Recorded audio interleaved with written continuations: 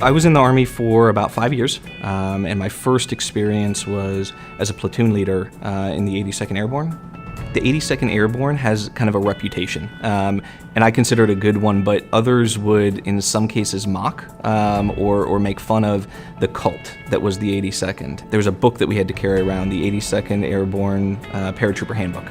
And I had to have it in my left cargo pocket at all times, and it kind of served as the foundation for what being in the 82nd was about. It emphasized the culture, it emphasized the standards. It was basically like a reference guide for what good looked like. When I was looking to transition from my job in Cargill's strategy and business development team into one of the businesses, the Green Book kept coming up over and over again, and I had never read the Green Book, but it made sense when you heard leaders talk about it and the foundation that it served for the business.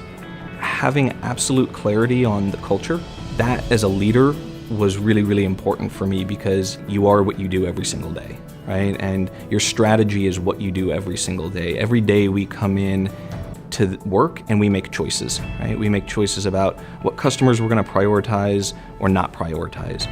If you can't do that well, I don't think you're going to have a lot of success when those big opportunities come along, entering a new market or acquiring a company. And so I think the Green Book, it helps establish the real foundation, which is our culture. One of the other things I learned about strategy and planning in the Army was how important it is to communicate that strategy and plan down to the lowest level possible. Pretty early in my tenure as a platoon leader, we were on a training mission.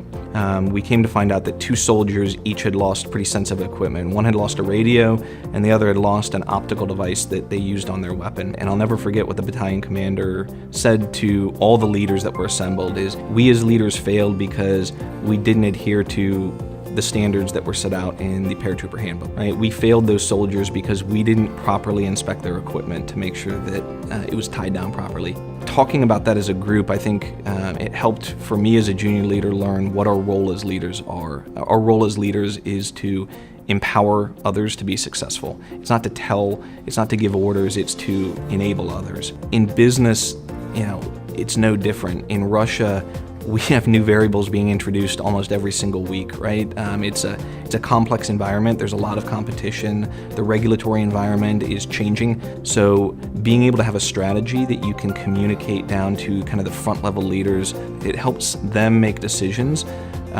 collectively that are in line with one another. In 2013, the business was on track to lose about $3 million earnings after tax. 2 years later, the business made nearly $10 million earnings after tax. It's not just about tough choices, it's about making choices in the context of a strategy. Are we doing what we need to do every single day to help live out our strategy?